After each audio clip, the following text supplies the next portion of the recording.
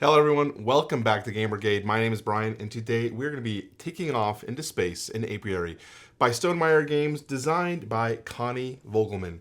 So if you're looking for my take on this Space B game, stay tuned for that.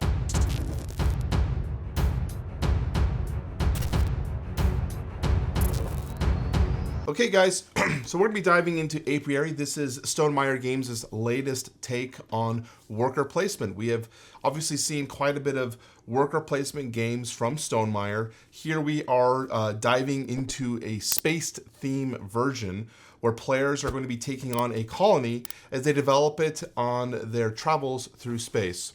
So what we're going to do is we're going to talk about several of these different sections and then go over kind of the core concepts. Then I'll give you my thoughts regarding the overall experience, diving into specific mechanics that I like or didn't like.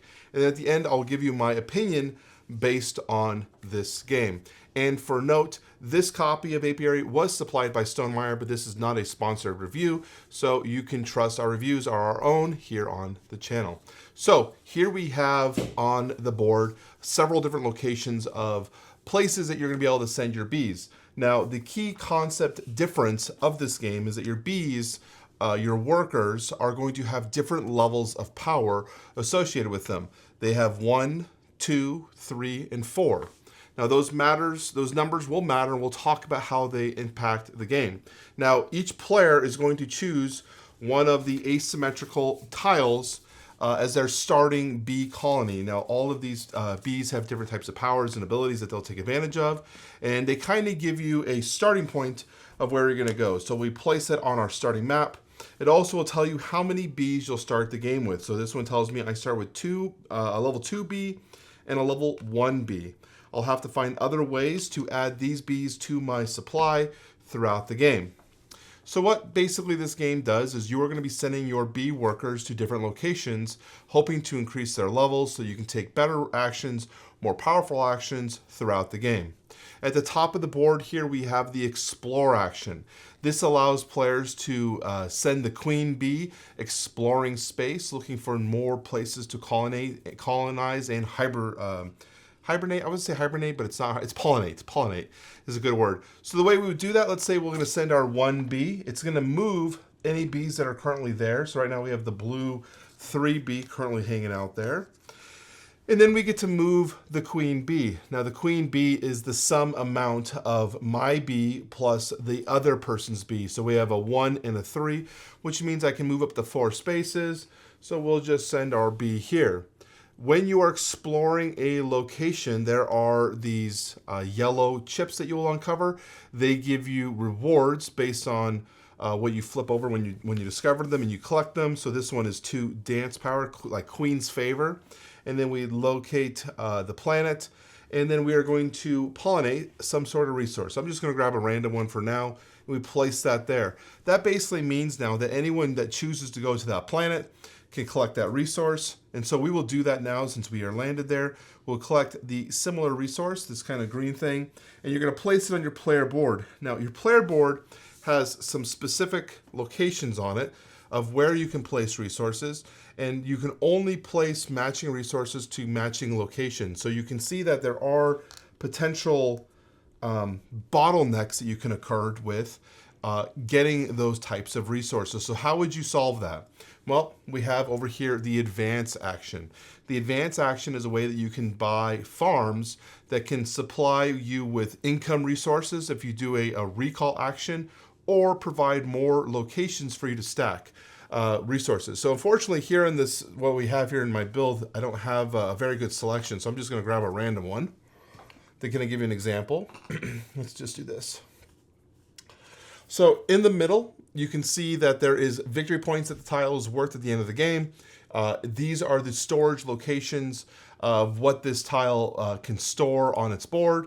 And then below it is the cost. Now, when you do a recall action to generate income, the top is what it will generate for you. So we're just going to grab this for sakes to show you guys how it works. We would slide these ones down, put this one there. I make a huge mess. And then we place this one on our board. Now we have to place it touching our current starting tile so that everything's connected. And now we have an additional board for us to place resources. The thing that counts with this one, we also would have had to have sent a worker here. So let's do that. Let's send our worker, our 2. It's going to bump this B here. It's a 1, sending this green B back to its base. And we'll talk about what that does in the game. Unlike other standard worker placement games, when you send your worker to a location, normally if there's a worker there, it prevents you from taking that action or taking that space. Apiary changes that design a little bit by saying every spot is available for you to send your worker to. It's just going to bump whoever's there down the line. And if they're at the end of the line, they're going to return back to the player board's board, and they can either put them in their landing pad or in their active zone. Well, what does that mean? So when a player is bumped, so we bump this green 2 back to their player board, they can put it in their active zone by leveling it up to a 3, making it a little bit more powerful, giving a little bit more actions for things to do. For example, the convert action says perform up to X conversions. X is the strength of the bee, with 4 being the strongest. So clearly you're going to want to get your bees leveled up to level 4 as quick as possible. Some locations, like the carve action here, which we'll get to shortly, require you to have a level 4 bee even to take the action in general. While others, like the grow and convert, give you a bonus, as well as the explorer, give you a bonus if you have a level 4 bee when you go there.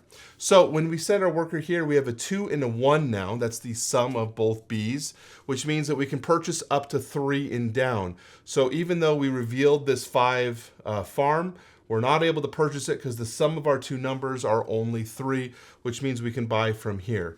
But we bought the 1 in the 2 section, so we're good to go.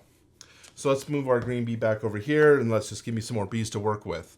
Below that, we have the recruit section. These are more honeycomb sections that you're going to be able to purchase and add to your section, but these give you more of a passive buff. That's a perk that you'll be able to take advantage of throughout the game. So let's say I buy this, let's bump this guy, let's send a worker here, bump this guy down. We can purchase at 3 or lower. And we're going to buy the genetic engineer. It says whenever you trigger, or whenever you gain a farm, trigger its recall ability. So that's really good. We want to get that early, because every time now that we buy one of these farms, we're also going to get the benefit of the top track action for those scoring purposes. That's really, really powerful. And it's a good part of our engine building system that we have going on. The final thing here is development. These are, again, more honeycomb tiles that you can buy, but these are going to give you more direct buffs or benefits immediately when you purchase them. They also require a higher type of resource here, which is wax. Wax is not a easy resource to get, and we'll talk about one of the ways that you can gain them here after that. But let's say we purchase this one. We will again also roll these down for the example here, placing the new one in its spot. And this one says you can recollect from your exploration tokens. So remember these tokens that we're getting? We can recollect them again. So that's the bonus that we can get. And then as we cover up more locations on our player board here, it creates more bonuses and buffs for our species, our bee species, as we go on. So that's great. Next, we have the convert section here. This lets you convert the convert. This lets you convert resources to different types of resources. We have our seed cards over here, which you can play with. You can do a resource for a resource. So let's say I want to change this, the green thing to a water. We can do that. Or you can change this pollen and whatever the green thing is called to a wax, which is one of the ways you can get wax, so we want to get that special one. Or you can trade 2 pollen and a water for a honey. The honey is the most coveted of the resources. Clearly, that's what bees love to do, so they are going to want to get them because it's the only way that you can purchase these endgame tracks. But there's actually a little bit more that you can do here at the convert track. If you send a level 4 bee, again, the strongest bee, you get to teach a dance. A dance is going to be one of these 3 tiles here. It kind of gives you a direction of what you're going to do. You can dance a sacrifice for, so you get sacrifice 2 of these to convert into whatever resource. And so you get to choose from this selection of tiles. So you can say, oh, I want to do honey. Okay, so now we have made a new dance. And if someone goes to the convert track and decides to also do your dance, you'll take one of your cubes, place it here, and you will get the queen's favor anytime someone dances and uses your buff here. So I think that's pretty cool that you can also change and interconnect the type of available actions available. Over here in the middle here we have the carve action. These tiles specifically deal with end game scoring points and allows players to get points again for those end game scores, but is required you to have honey to purchase them, and you must send a level 4 bee to purchase them. It's the only way to get it. Sometimes you'll send a bee here and they might be stuck here for a long time because they're not usually that purchased, so you have to be careful of doing things like that. Finally, over here we have the final two sections. Let's move these carcasses over there. We have the grow and the research track.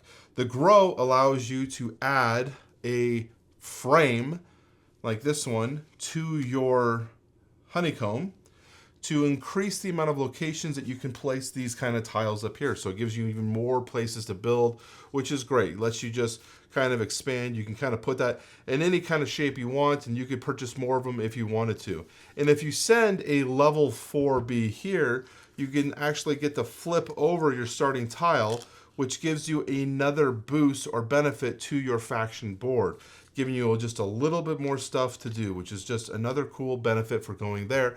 They also have, you can do in any combination, 1 strength bee can get you resources, or 2 strength, so you can spend, this is also how you can get more of these level 1 workers.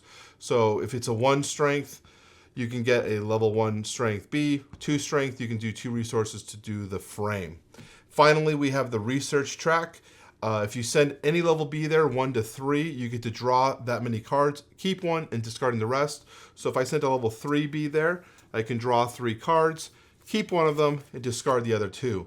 These cards have 2 different features for them. You can discard the card for its top effect immediately. So this one says pay 1 pollen to gain 1 level 1 bee. Or I can lock it in to the bottom for end game scoring, but you can only lock in so many of these. You have to unlock them with additional frames. So you only get 2 available in the beginning, and then the second and third ones, or third and fourth, are only available once you unlock a first frame and a second frame. And this one says, this end game scoring says it's 1 victory point per farm you've purchased. So you can potentially get up to like 6 or 7 victory points with this single card, which is pretty good. So that is kind of the locations that you're going to do. The one thing we didn't talk about is this bottom board, as well as some of the victory point tracks around the edges here. We obviously have a standard victory point track that goes around. You know, you just score points based on the things you're doing at the end of the game. Person with the highest points wins. But you also have this bottom track. This is the Queen's Favor. And whenever you do the Queen's Favor, you know, doing actions that have this little Queen's Crown, you get to move your thing all the way up. And as you reach certain tiers, they're worth more victory points. And as you get to 14 Queen's Favor, they start to stack up very, very fast, up to a maximum of 25 bonus points that you can get. Also, whenever you recall your bee, so remember we talked about having a level 4 bee here in the carve. If I send a bee there of my own, a level 4, this red bee gets to go back to their owner's table, and now it is going to hibernation. I actually like to think that they are sacrificed or they're killed because they're no longer needed, and we'll take their husk of a corpse, and you're going to place it onto one of these locations, collecting the reward, and also getting the game closer to the end game scoring, because once this hibernation comb is done, the game is over. So once people kind of start retiring their bees, sending them to different locations, the game will end. There's also end game scoring in relation to this. Whoever has the most hibernated bees in a section, so if I have 3 bees here, I guarantee that I'll be first place. I get 7 victory points. Second place gets 2 victory points. Same thing over here, 5 victory points for being in here. And this one's 9 to 4. And there's also bonus points here if you decide to cover these up and do those things. So that is the core concept of Apiary. Oh, I'm losing everything. Let's now dive into some of my thoughts regarding the system and give you my final review on this title. So the first thing I want to give massive props to Apiary for is I think it's very quick and snappy, and it is actually fairly easy to teach. with all Stonemaier games, I think they kind of have an intimidation level because of the amount of iconography and resources that they show on the cards. But they are, Stonemaier's done a very good job of keeping very similar looking iconography throughout their games. And once you learn the system and learn what the symbols mean, it helps you play the game at a faster pace. And just, removing the need for unnecessary text, because you can just see from what the board is, this costs 2 pollen. I get 0 victory points for buying this, and then I read the text to do what the card specifically says. I think they've done a very good job making the game work at a quick pace. I also think the fact that you are allowed to bump your workers, and it gives you that kind of play there, means that there's less AP proneness that I found in this, because players aren't necessarily stuck trying to make a decision of where can they go on the board, because there's less opportunity for things to do. When you play a lot of worker placement games, the core concept of those games is that the locations you can send your workers shrinks as players send their workers out, because the available places you can go is reduced. But this game completely flips that and says, no, you can go anywhere you want. You're just going to be sharing a benefit to your opponents as well, because by bumping your opponent's bees, you're also helping them. So there's kind of that give and take, which I think is really, really cool. The decision-making space regarding where to send your bees, I think, is also one of the key crucial parts of what makes Apiary stand apart from its other predecessors or competition in this space. When you think to yourself and you have, like, say I have my 4 here and you've got a bee, a red bee, he knows that when he sends here, he's going to retire this bee.